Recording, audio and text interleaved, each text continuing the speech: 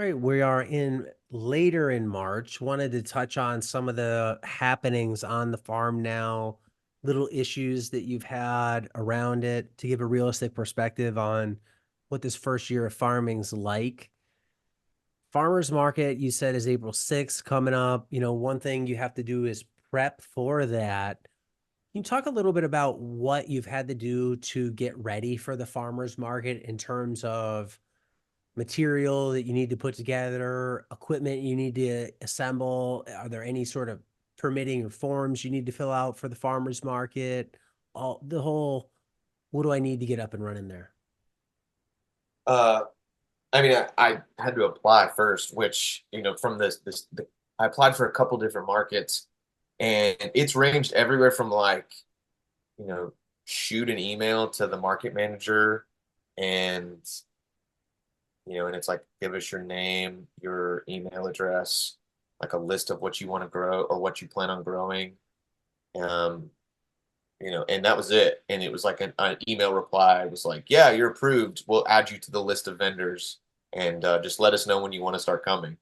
Um, all the way up to like, here's a application fee. Here's a list of all, like a checklist of if you grow X, here are the permits that you need to have. Um, we need to do a site visit where we actually need to come out and prove that you're growing what you say you're growing. And and you have to pay for the season up front, and you have to commit to the whole season if you're going to do that, and everything like that. Um, and I ended up going with the market that had more hoops to jump through, because kind of the way I see it, it's like if they're making their process more difficult, then it's probably for good reason, and they want to ensure like really good market, good vendors, and I really wanted to be in that market anyway, so I probably would have jumped through whatever hoops they told me to. So that was first and foremost. And then after we sort of decided and refined what we were going to grow, which has changed 6 times between then, between like end of February and now, then it's like assembling your actual like booth setup. Um, we were able to get really lucky and found like a brand new 10 by 10 pop-up tent on Facebook Marketplace for free. Um, and and ran out and grabbed that, and buying 6 foot long tables that you can fold up, throw in the back of the pickup truck. Um, and then just like over time, just kind of keeping it in mind of like, all right, here's what we want it to look like. This is, kind of, do we want to go like super kind of kitschy farmers market where everything's like in, you know, woven baskets and there's like the little red pickup, or, then this and that, whatever, or do we want to go like super sleek? And then having that sort of design idea in mind, then just like keeping an eye out when you're at the store, like, oh, look, they've got X, Y, and Z on sale. Like, let's grab that. Like, we need all those little mini chalkboards. And so it's mostly just been acquiring those sort of things. And then something that I ended up putting a lot more thought and time into than I initially realized I would have been like signage. It's like, oh yeah, it'll take me 5 minutes. Let me whip up something in Canva, make a banner. It's just basically going to be like my logo and then some other stuff, whatever. And then realizing like, I think we stayed up to like midnight one night, just like hashing through it. Like, do we want to say this? Like this, for a lot of people, like this is going to be their first encounter with the business. And what do we want them to see and read first thing? And so we put a lot, and I think that's just kind of my marketing sales background as well. Um, yeah, just got a big banner and some other little things, some stickers and stuff, mostly just to get to that like free shipping Yeah. point on all the material. What is the Um, look you're going for? What's the look you landed on? um, I would say definitely like kind of clean. I wouldn't say modern, but like really clean. Like with all of our branding and everything, it's like it's basically 3 colors. Um, and everything revolves around those 3 colors. Like we don't really diverge from that too much. I am gonna do like kind of like cute little baskets for everything, partially just because the property, like I don't know if it was the guy that was here previously had them, but there's like a whole stack of like the big like kind of like half bushel baskets, and it's like, all right, I guess we're going with like the basket look just because it's one less thing I have to buy. So it's like pretty simple, and then I'm hoping that we can shoot for you know um, pilot high, watch it fly. Just get as much stuff in there. That might be a little tough in the summertime to have a bunch of greens out when it's 98 degrees outside. But yeah, it won't not putting too much emphasis on like the ambiance of the space. Like I know you interviewed somebody last year and like they played like music from like a French cafe and really like created this like whole ambiance. Yeah. I'm not quite to that extent yet, but um, you know, two tables L-shaped coming into the tent. And, I'll try to be out in front of the tent as much as possible just to like welcome people in, let them kind of come into the store, quote unquote. And so, yeah, just like super clean, veggie focused, and try to be as welcoming and hospitable as possible.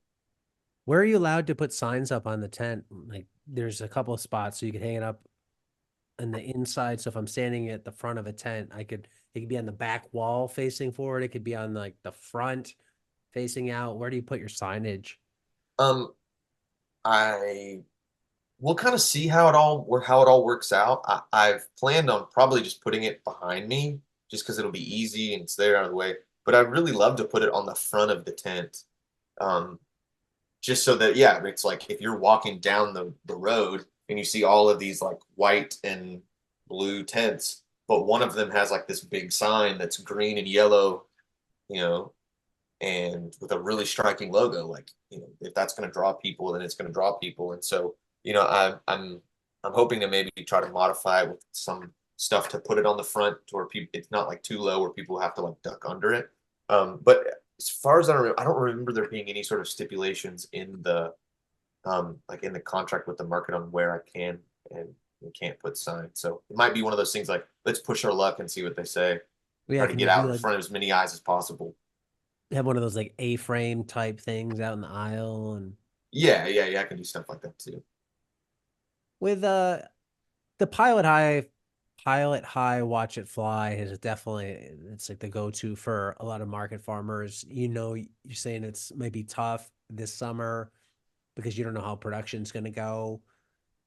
There's probably ways you can manipulate that, right? Like less table, spread stuff out however you need to. Yeah. uh, do you think that's like how I know how I would view it, but I'm not in your situation having to do this. Do you think that's a vital strategy to have this massive show of abundance? I don't know. I really don't know. I mean, I'm at that one. I'm sort of just kind of leaning on consensus, or I mean, it's probably not even consensus, but just sort of like, man, all these other guys that talk about this seem to be successful. So if they cut the ends off the ham, then I guess I need to as well.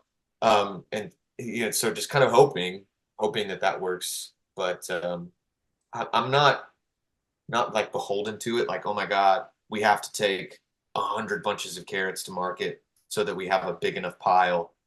And if we sell 50, then that's great because at least maybe if we only had a pile of 50, we would only have sold 30 of them. So having that extra 50 there, would have been worth that extra, 20 unit sales. And so I haven't put too much thought into it because everything's so new that it's just like, we'll just try it and see. And maybe greens just wilt so quickly that it's like we kind of need to put out just enough to look nice and to keep product rotating to stay fresh and to look nice. And because yeah, if you have a stack of like 50 bunches of kale and they all look like crap, that doesn't do you any good whatsoever. Yeah, exactly, right. You might as well not display it at that point.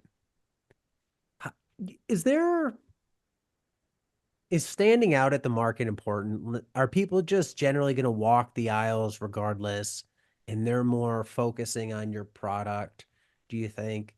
Or do you think you need to have something to draw attention to you? Signage, yourself, the product.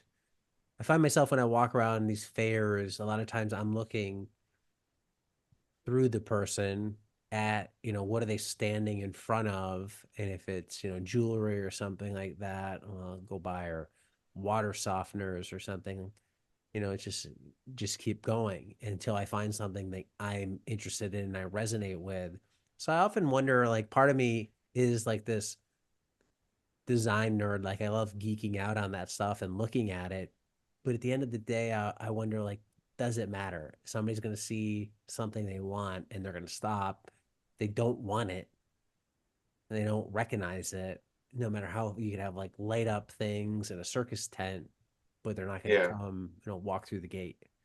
I mean, it's definitely a fine line, from the all the time I've spent like walking farmers markets, walking festivals, different things like that. It's like I don't want to feel like I'm being sold.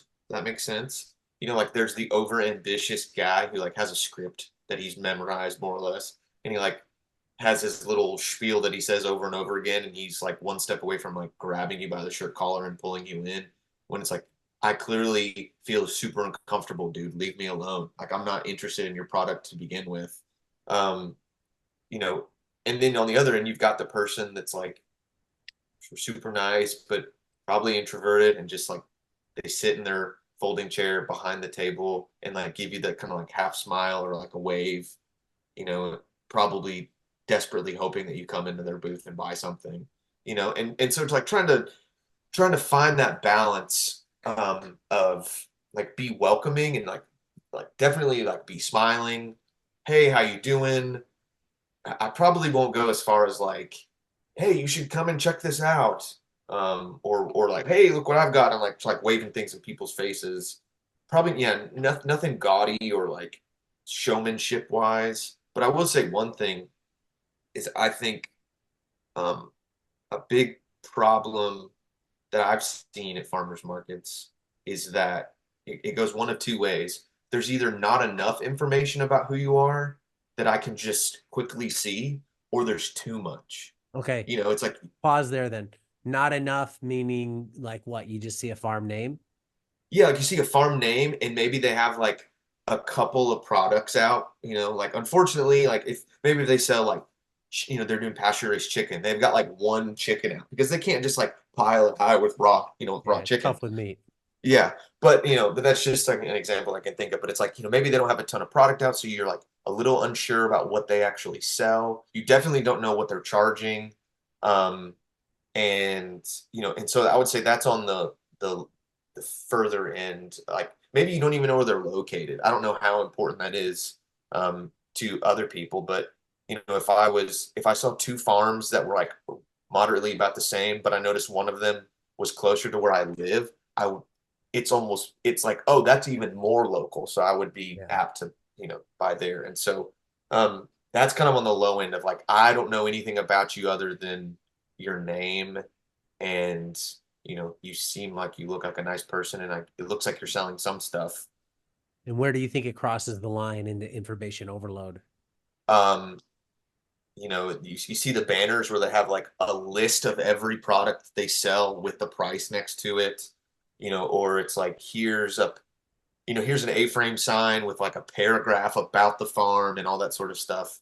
Um, to where it's like you have to like you can't just like quickly glance at their space and understand all of the text. Like you would have to stop and read it, which can be super awkward if the person's staring at you like, are you going to come into my booth or are you just going to sit here and read my A-frame sign and then walk on? Um, and or they have such a weird mix of stuff that it's and this is actually something I'm a little bit of afraid of with our space, a mix of stuff, but it's not presented in such a way that it's, just kind of looks like a blob. Um, but basically it's like so much stuff that it's like I don't even really have the time to understand who you are. Or it's like all this information is completely in vain because I'm never going to read it all. Because I just wanted the bunch of carrots, and it doesn't matter that you have a list of everything with the prices.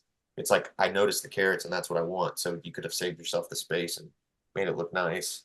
My goal is to someone to be able to walk by, not even have to acknowledge me or me acknowledge them, and they get an idea of like what are we selling, kind of what are our what are our like ideals of the farm, and sort of what is our vibe, kind of like a vibe check, if that makes sense. And so for me, you obviously trying to face as much stuff out, especially if it's colorful, carrots, radishes, beets, those sort of things. Like try to space out the poppy colors and not just have like a sea of green leaves. Um, and then a quick punchy sort of thing under the logo. Like ours says real food for real people. It's like I feel like that gives an idea of our ideals. Like we're not just trying to be snooty uppity, like grow fancy food. Like we want to just feed regular real people. Um, and and then everything's like super clean. The logo and everything is really well designed, and the layout's done well. And it's like hopefully that, and then you see me with my cool long hair and you know maybe barefoot or in my my earthing sandals, and it's like, oh, it's kind of like cool hippie hipster sort of guy that cares about people and grows really good vegetables. Like that's the kind of farmer I want to buy from, if that makes sense. Like I want people to be able to make that snap judgment in a split second just based upon seeing that. So then there's not like a myriad of questions that have to be asked, or a whole like presentation that I have to give with every new customer that walks by. I would prejudge you based on bare feet. In a bad way. Yeah, Yeah, I probably won't be I barefoot. would. I would think like there's a not that you're dirty, but I would just think like, Yeah. what else is going on here? Well, and that's as soon as I said it, as soon as it came out of my mouth, it's like, probably not. Yeah, let's wear shoes. I Yeah, mean, make sure you this wear is the thing, shoes. right? Like if you, I like that you said your goal is to make it these things because people will make a snap judgment regardless of if you're trying to make one or not or present Yeah, one. It's can you guide how they make that judgment and control the narrative because they're gonna decide something. If you put in yeah, no effort, they're just gonna decide what they decide. If you can try and steer them, you can. I went to a presentation last fall with this professor from Michigan. I should have her on the podcast. She was really good and talked a lot about this, but this is more for nurseries, that sell ornamental flowers and stuff, where they focused on everything of just this signage. What should signage look like? A versus B. And there are now, it's crazy with the tech because they can put on glasses for people that follows their eyes. So they yeah, have them like walk in a space and they know they like one set of cameras is looking at their eyes, the other set of cameras is looking at what the glasses would see. And they can say, all right, we're not biasing these people at all. This is literally where their eyes are going first. it's like subconscious, like totally automatic. Yeah, and it had to do a lot with colors. It was simple, like you said. It wasn't information overload because people see blocks of text and they're like, "Ooh, I can't read it." And it was, if you're going to have bold text, it's what's the most important thing you want to convey? That's like the cleanest, biggest. Maybe that's the name of the product. But do you need to label carrots? Carrots? People know they're carrots. So maybe it's Yeah, just $5. And then below it, you could have, some little thing of here's how you use it. But that's like for somebody who glances in it, like does a second look and really wants to like go in deeper on it. But I yeah, think that is super important because as people scan, it's probably a helpful exercise for a lot of people just to walk by your own booth and it's like, what are your eyes catching first? Or ask your spouse or your kids, like, what do you look at first? And am I seeing what I think I should be seeing? I like the point you made of not having a green blob because I could see that, right? You put all these leaves next to each other, and then it's like, well, what is that? Is that even appealing? Like, if I yeah, don't know that I want that, why am I stopping?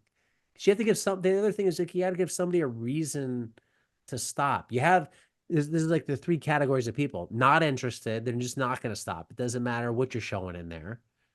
yeah. There's interested, like I'm going to stop because I'm just a customer, so I'm going every week. But it's that middle chunk that's on the fence.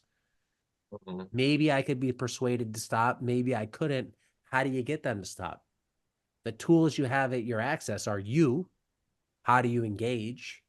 Yeah, Your display of the product itself, and then the overarching display itself. So, in terms of you, I like the idea of, just I think it's important to engage in people, but there is that fine line of person who sits at the back of their booth reading a book the whole Yeah. time, and somebody out front that's like super uncomfortable. It's like that. I don't know if you've ever seen it, that Key and Peele skit of two, like a hustler trying to hustle a hustler outside an Yeah. ATM machine, and it's just like, Yeah. brother man, how's it going, can you help me out?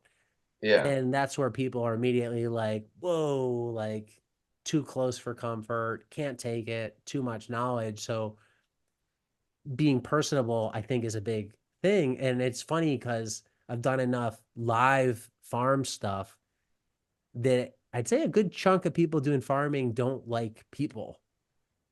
Which I feel like is kind of my like secret weapon superpower. It's like I like people and I like to be around people, and so it's like let's lean into this as much as possible, and yeah, be the rare extroverted farmer, and hopefully it pays off. Yeah. I mean, is it, do you have like some sort of canned speech? I know it's not like, it's probably not good to have that, but if somebody comes up and like, oh, real food, real people, what's that mean? I haven't yet. I know I will inevitably, even if it's like in the like over the it'll if I don't think about it ahead of time, which you're making me realize I probably should, by the end of the first market, I'll have it figured out because I will have, said it enough or whatever. But yeah, I mean, it's your like 10-second elevator pitch, in like Toastmasters or whatever. Yeah, it's like, say hit the high points that people can walk away and be like, I understand what they do in the 10-second elevator ride or whatever, and then you have your 2-minute one where it's like, all right, I'm interested, tell me more. And then you can like further evaluate and so on and so forth. But no, I probably need to start hashing that out and get an idea so I don't just not caught on my heels when the first person walks up and says, what does this mean? Yeah, exactly. And I'm I not think just it, BSing my way through it. well, odds are when you do that, you're going to get somebody who has no idea what you're talking about because it just Yeah. becomes a long, endless ramble, right? Yeah. I think it's important to ask people and engage with people. I've noticed just from doing sales that if you don't ask people to take an action, they won't. Hmm. From having done this and like selling stocks back in there, it's like, hey, would you like to buy some? That simple little point made a Yeah. huge difference on people doing a transaction and not, versus just like, I told you about it. Okay, I'm not asking you any follow up. And they're like, oh, okay, okay, great, sounds good. But it's like, would you like to buy some? Now it's, well, I got to answer.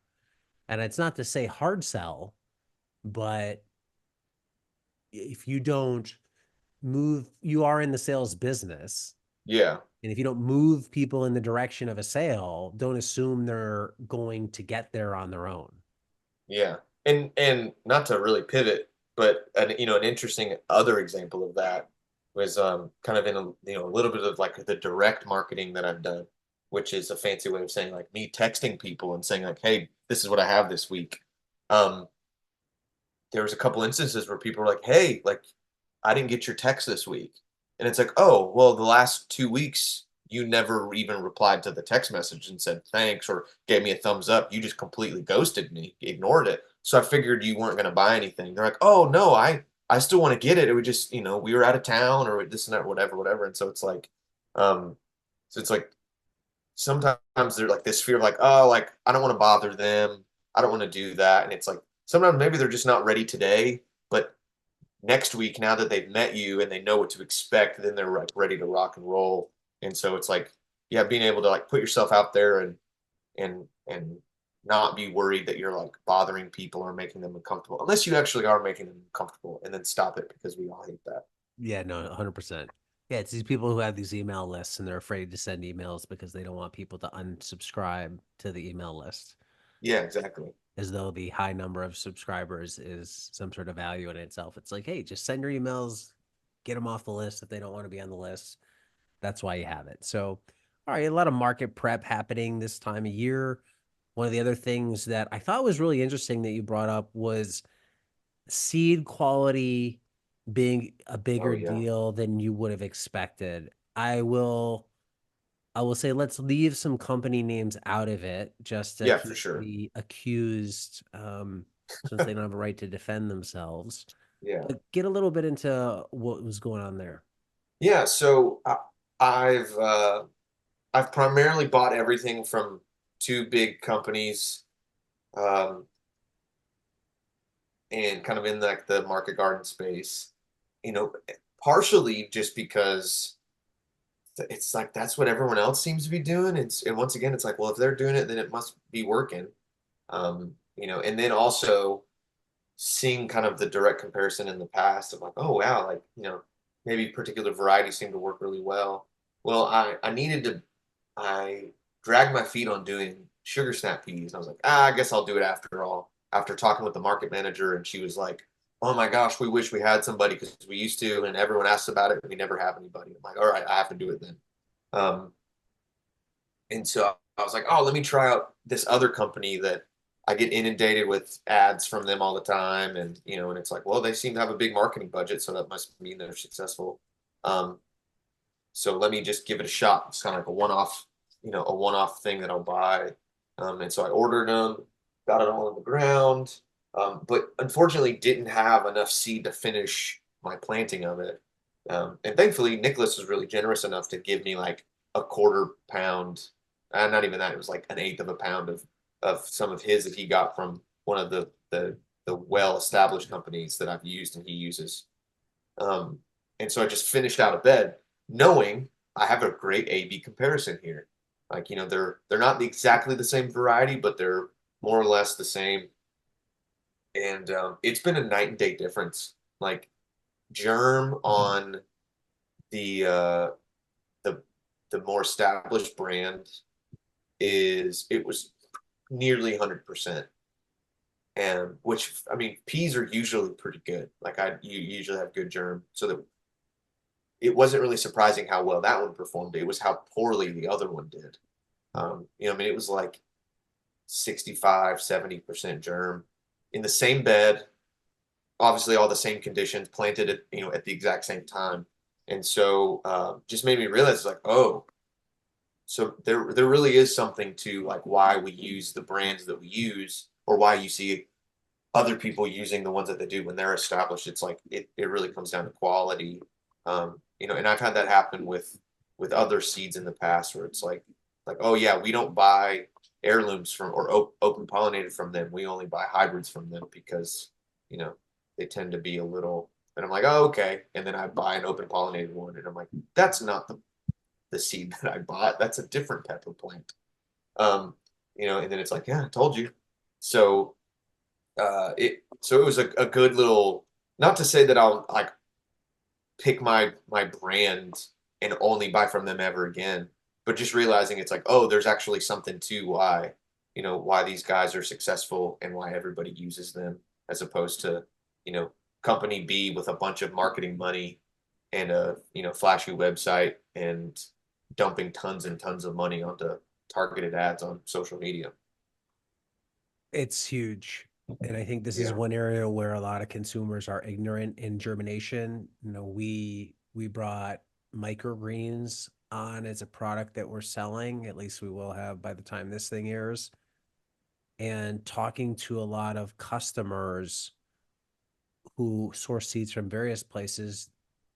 Now you're talking vegetables, but I'm talking microgreens. Germination success was a big issue. So we really made a point to germ test stuff more, really make sure rates were high. So if people took a chance with us and got the seed, that they would be happy with the Hmm. seed that they're getting. And it's a effort, it's work, it takes time. And if you're a big seed company, it just comes down to numbers. There's probably some protocol that you have to germ test stuff for, and company goals. But if you have 500 SKUs, Yeah.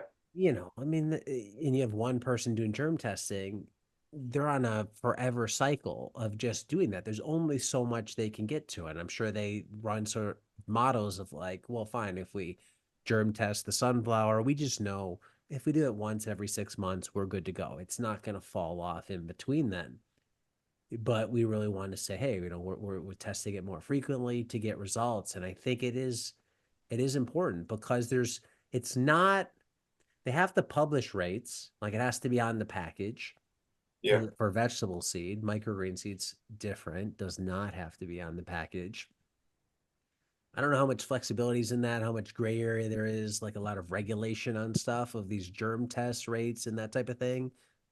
But it's huge. I have heard people refer to certain companies where they're like, the germ rates on this seed is terrible. Yeah. And it's huge because for you as a grower, you plant A and B seeds. If A germinates well, if B doesn't, all that space for B seed is now a till-in. You've wasted all that time. You're behind on it. So getting quality seed, making sure you're sourcing quality seed is vital for any farming operation. I mean, it truly is your lifeblood. Yeah. And I think another aspect to that is like know who are the customers of these companies that you're buying from. Yeah, because company A that had awesome germ and has never failed me. Um, from talking to the rep, it's like, yeah, they're selling to farmers. Like most of what they do is to farmers, just like me. Um, and so like they know that it's like people's livelihoods are dependent on this. Like it has to come out right. It has to be what it says it is, and it has to perform. As opposed to company B that had piss poor germination, and it's like the reality of it is most of their customers are probably just like hobbyist, home gardeners. What it was nothing wrong with that. I feel like everyone kind of started there. It's like, but if you plant, half a packet of pea seeds and they don't germ, you probably think it was your fault anyways. And so you'll probably just go back and keep buying it. And so it's like if you want to be a pro, like go where the pros go. Like I'm probably, that's probably somebody's copyrighted that already, but yeah, and it's like it's proving true time and time again. And it's like anytime I'm like, let me just run down to the big box store and like out of the big seed rack, let me grab a couple of packets of X, Y, or Z and just like throw them in the ground because I totally spaced and forgot to buy that. And whenever it's always like, and every time I do it, I instantly regret it. Um, and so just realize it's like if you want to do it right, like invest, and it's definitely more expensive to use the good guys, but it's well worth the investment because you get better germ, you get better quality. Um, Oftentimes the varieties are better suited for production anyways, as opposed to something that's just for a home gardener.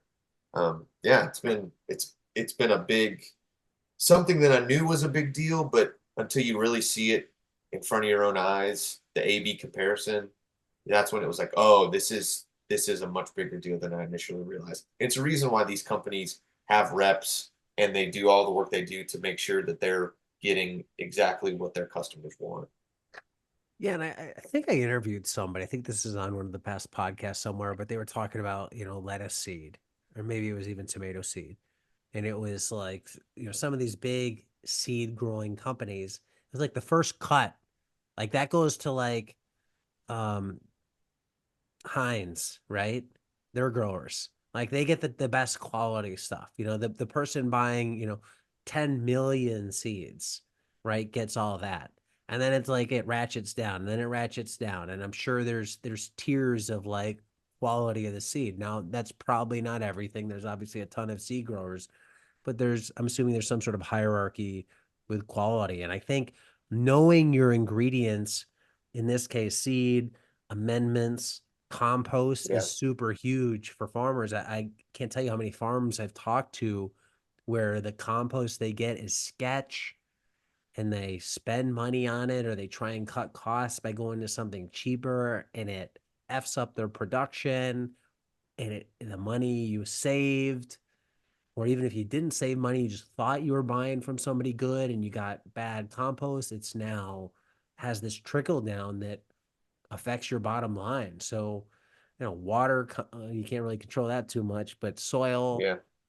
the Like seed, seed starting mix is another one where it was like, right? oh no, this is definitely something that's like when I invest in the good stuff and I invest in a lot of it so I can have it. Um, yeah, big game changer because it also increased the germination rate. Yeah, same thing. Even um, growing really good seed and really crappy mix, um, isn't very good. And so, those have been the two big ones where it's like, oh no, we need to pay whatever we need to pay to make sure that we get the best we can get. Because was the apprehension of buying a sling bag of potting mix or something like that in the beginning, it's just more cost. Basically, cost and I mean, yeah, at the end of the day, it's just that. It's going to take It's me a like while to go. I'll go through it, but it's going to take me a while to go through it, and I can get less soil for less cash outlay now. That yeah, route. as opposed to run down to Tractor Supply or whatever store, and it's like, oh yeah, well they sell like Omri approved organic, potting mix or whatever, and it's like that'll be great, and it's like, well, did you consider that there's like massive chunks of wood chips in there, and that does not jive well, with your wind strip trays, and it's like, oh, I didn't even think about that, and now I'm stuck with, I've got to start all these seeds, and I don't have anything else, as opposed to the stuff that's you know, if it's in a sling bag, if it's in a 1 yard bag, like home gardeners aren't buying that. I mean, that's like it's once again, it's like it's made for the pros, and so um, yeah, and whatever it comes out to per yard for like the stuff that you can get at the store versus retailing like the stuff that I bought locally, our company here in Georgia. I want to say it retailed like 230 for a cubic yard, which is pretty significant, but I've grown in it enough now that it's like it is worth every penny. And I'll be curious to know if I go through one bag or a couple bags this year, but definitely worth it. I know from another project I worked on, by far one of the cheapest amendments you can put in soil is forest fines, some sort of wood Yeah, product. So if you see a bunch of that in there, I mean, that's a way to like bulk it up. ground up sticks in the coffee, right? Yeah. Lowering the cost down. One other thing you sent in an update I thought was really interesting was, and I think a lot of people would be interested in hearing this because this is definitely a subject that people love to talk about, and it's compost and organic matter. Now, here's a couple updates. I'll read them right off here. Soil health update: cutting out Napa cabbage revealed that the composted no-till beds seem to be doing significantly better than bare soil beds, full of worms, mycelium, and loose, and they're very loose. Another update was, at a crossroads with organic matter. Continue with compost.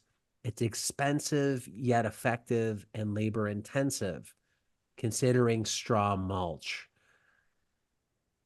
Given where you're at now in the season's going to get going, a lot of focus on production now. Sales are becoming important. Everything has a cost trade off, be it money or time.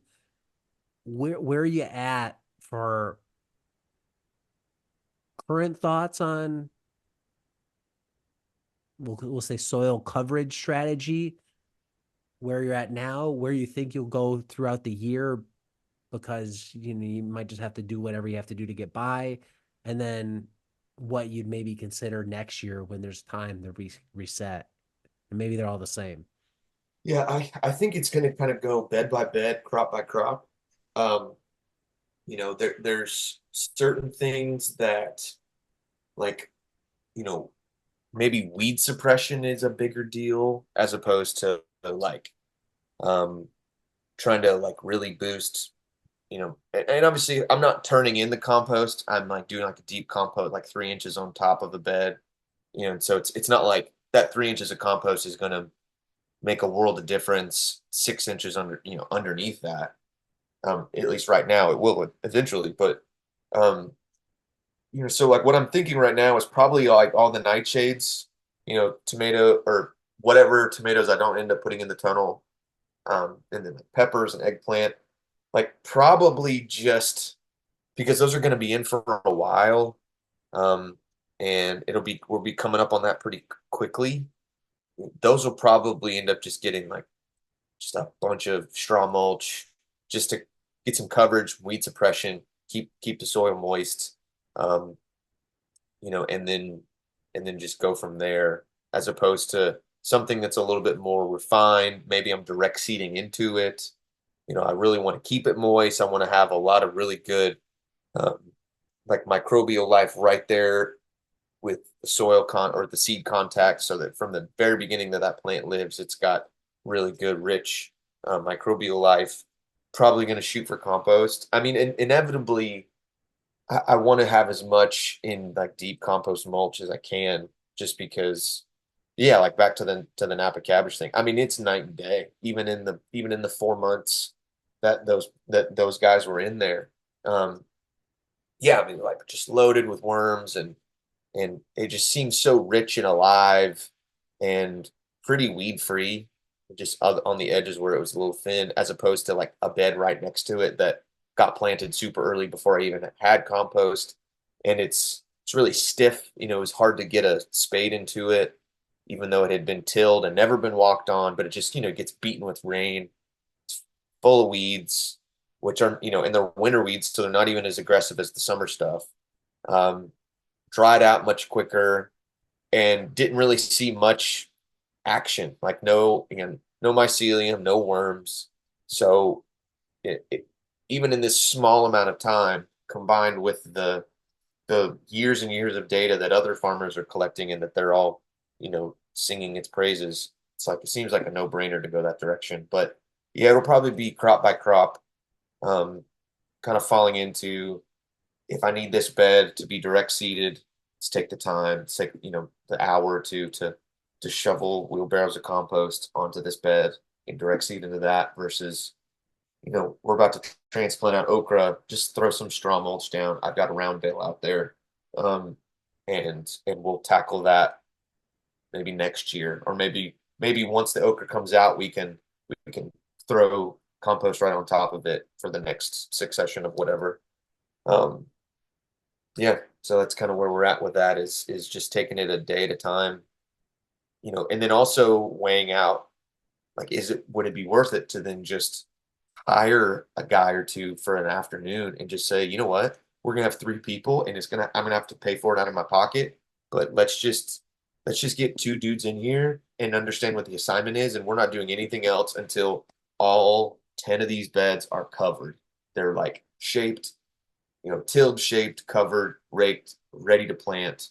Um, and it's like, does that put me behind a little bit? Does it cost me some money up front? Yes. But then I have 10 more beds that I don't have to think about, am I going to do this? Am I going to do that? Is this going to be good soil? Is it not? And I'm just ready to go. It's like make that upfront cost and and kind of set ourselves up for success in the future. Where do you fall on ideology versus results when it comes to this whole compost soil health category? There's definitely people that love the ideology. I mean, they're like vegans. Yeah. They're like, meat is murder.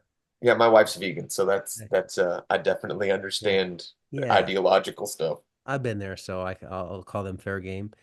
Where it's like, hey, I don't care about maybe other data or whatever. Like, I'm not doing it. Forget your results. Who cares? Like, I'm just doing this. I'm ride or dying vegan, nut butters, and all that stuff, right? Yeah. And it can be the same thing with compost, no tillage type systems where people are just like, F it, I'm doing this. This is the way.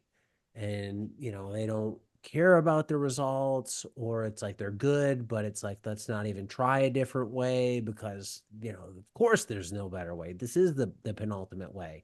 Yeah. When you approach this, is it like this is what I just believe in and value? And I don't mean to devalue that if it is what you believe Yeah. in, because I think it makes sense. Hey, people gotta like what they like.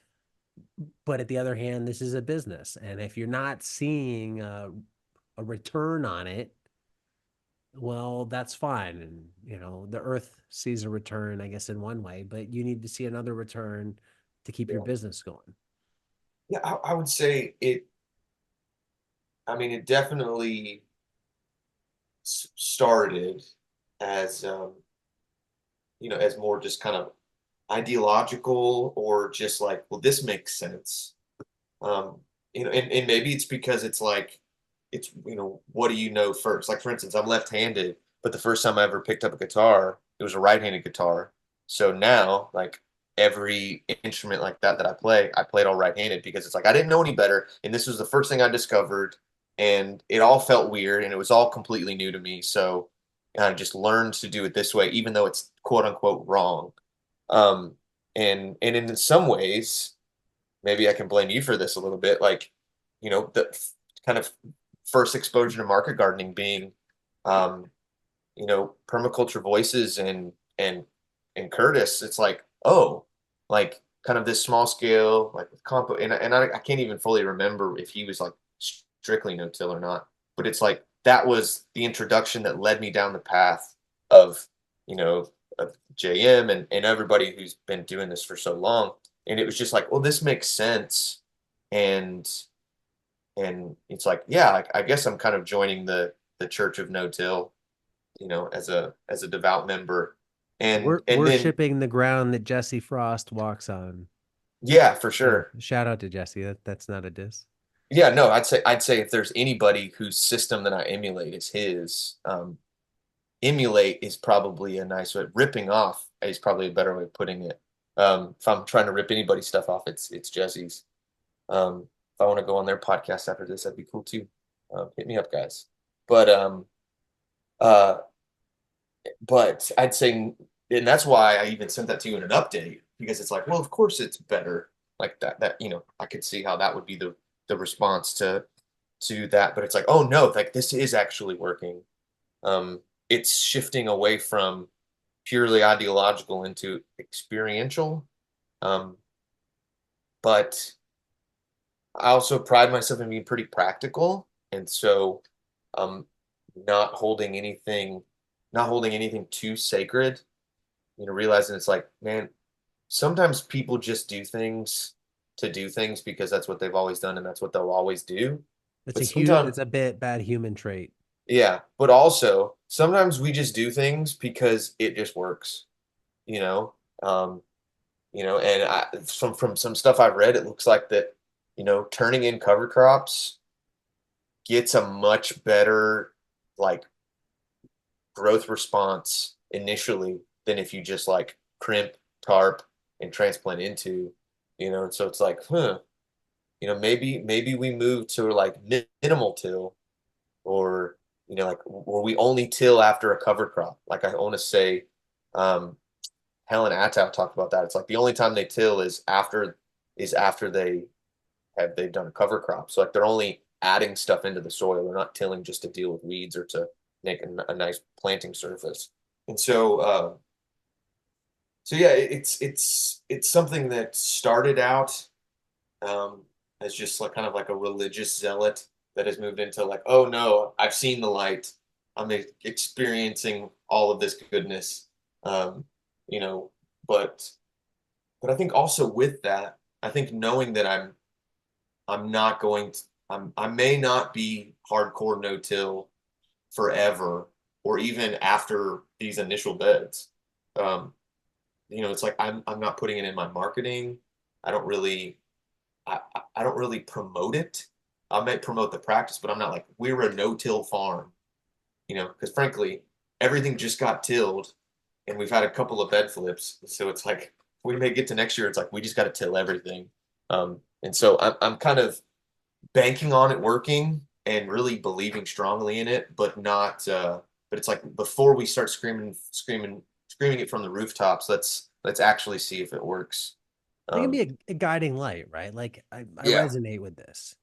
And it's usually if you resonate with something, it gives you a reason to get excited about it, which means the work gets done. And it's like, if it's like, well, I'm not no tilling and I just gotta like till the beds, and I hate tilling the beds or something, like just because it's hard work. If you had to till the beds by just a pick, right? You're like, Yeah. oh, yeah, I'm no till. I Yeah. don't want to do that. And then some people just do stuff because it's like how they like to do it. I was at this taking my car in to get service, and the guy behind the cash register, I had to connect to the Wi-Fi at the place. And I guess I'm like that old guy now who's like going through all these steps on my phone, and the guy's like, sir, you if you just hold this button down and you can click on our Wi-Fi this way. And I'm like, I guess that is easier, but I'll Yeah. keep doing it the long way because Yeah. it's Yeah. like Yeah. the way I've always done it, right? Like, thank you for the shortcut, nerd, but I'm good to go on this.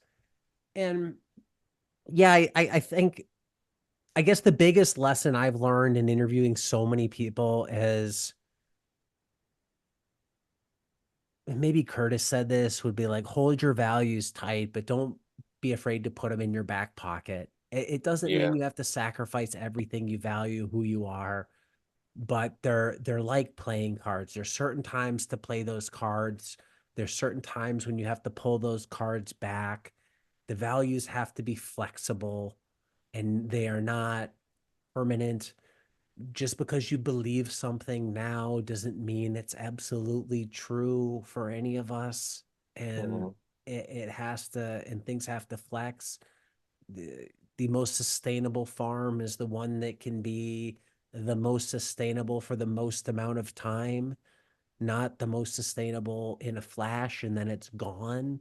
Yeah. That's one thing I took out of permaculture voices of these people doing all this level 1000 permaculture, bro. Like, we're making this Yeah. all happen. And it lasted for a flash and it was Mhm. gone. And now what impact is that land having? Well, nature's just doing its own thing, so it's probably regenerating itself pretty well without you, but you're not making a living doing this. So that flexibility, I think, is important. I like your approach. It'd be Well, interesting to and hear.